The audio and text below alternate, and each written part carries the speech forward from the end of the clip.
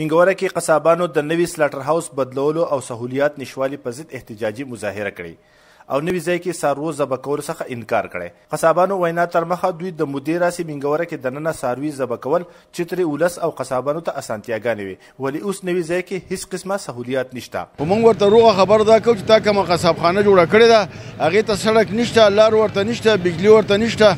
هلته یو د کرش یو ماشین دی، د هغې ټولې خاورې به په دې غوښه باندې له پاسه یې لګي. په یو څاوري باندې 1500 روپۍ اضافي خرچه ده. موږ به دا وګڼو چې د حکومت د ټیکسز نه علاوه دا په موږ باندې ایکسټرا راله، نو لکه دا ظلم نه دی پکار.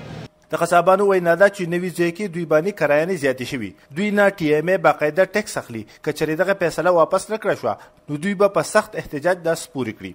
بیګا موږ ته ایسي او کونیټۍ ورکړو ولاړو وایي ته کې بدله راوایي نو لکه موږ ارسال نه دی کړی، خو زموږ سره ځای نه و، په کور کې خو نشو راولی، په سړک کې خو نشو راولی، لکه زموږ دغه مطالبه ده هېڅ هم نه وایو.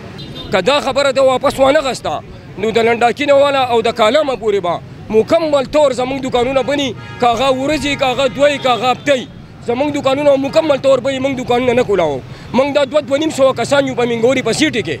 د سوات تحصیل میونسپل کمیټې د قصابانو سلاټر هاوس منګورې څخه لرې منتقل کړی. دوی وینا تر مخه دې سره به که یو اړخ ته ښار کې صفایي وي نو بل خوا به قصابانو ته جدید سلاټر هاوس ترلاسه شي، ولې قصابانو په نوي ځای سختې اندېښنې ښودلې دي. د کیمرمین مهر لیشا سره نیاز احمد خان، مشرق ټي وي، سوات.